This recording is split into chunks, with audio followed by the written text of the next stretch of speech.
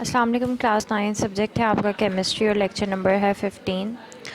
आज जो हमने स्टार्ट करना है वो है आपके चैप्टर का लास्ट पोर्शन विच इज़ उससे पहले हम टेस्ट योरसेल्फ 4.4 को एक बार देख लेते हैं।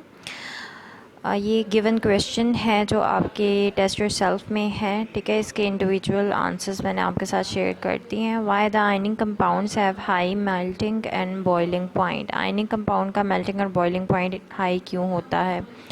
क्योंकि हमें पता है आयनिक कंपाउंड ऐसे कंपाउंड्स हैं जो इलेक्ट्रोस्टैटिक फोर्स से जो है वो डेवलप होते हैं, ठीक है। और ये बहुत जो बिटवीन आइंस जो अट्रैक्शन डेवलप होती है वो काफ़ी स्ट्रॉन्ग होती है। डेफिनेटली अगर स्ट्रॉन्ग बॉन्ड है तो उसको ब्रेक डाउन करने के लिए भी ज़्यादा जो है हीट और एनर्जी प्रोवाइड करनी पड़ेगी। सो डेफिनेटली इसका जो मेल्टिंग और बॉइलिंग पॉइंट है वो काफ़ी हाई होते हैं।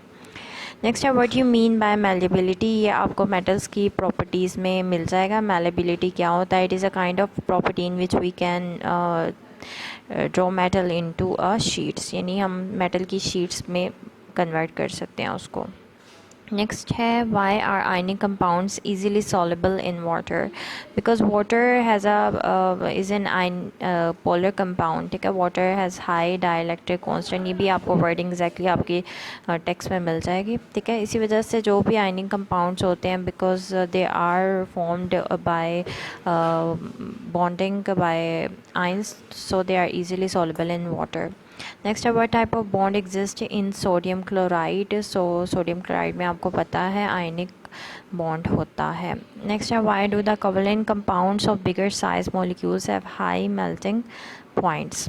ऐसे कोवलेंट कंपाउंड्स जिनका साइज़ बड़ा होता है उनके मेल्टिंग पॉइंट्स हाई क्यों होते हैं? The reason is bigger size molecules with 3 dimensional bonding forms covalent crystals which are very stable and hard due to which they have high melting and boiling point.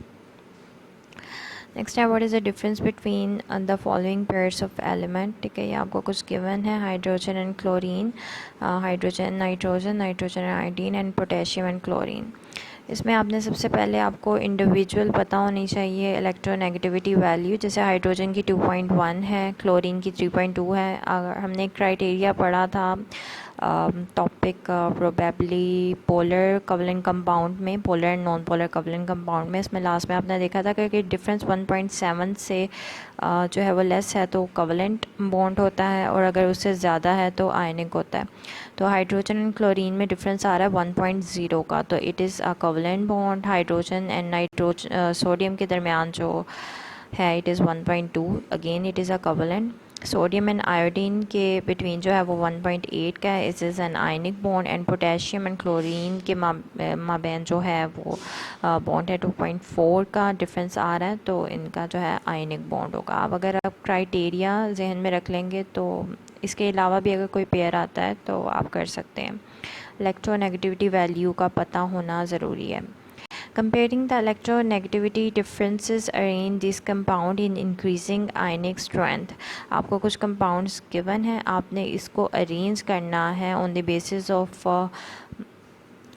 Increasing ionic strength, ठीक है, increasing वे में। तो यहाँ पर है hydrogen chloride है, सो जो ऊपर ही पेयर गिवन थे, ठीक है, जिसके अभी आपने बताया है कि नेचर बताई है बॉन्ड की, कोवलेंट है या आयनिक है, उन्हीं को आपने अरेंज करना है। तो सबसे ज़्यादा जो लीस्ट आयनिक होता है it is HCl, then HNA, उसके बाद सोडियम आयोडाइड, और सबसे ज़्यादा जो जिसकी आयनिक प्रॉपर्टी है वो है potassium chloride.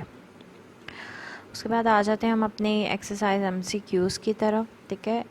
Atom react with each other because atom एक दूसरे के साथ रिएक्ट क्यों करना चाहते हैं?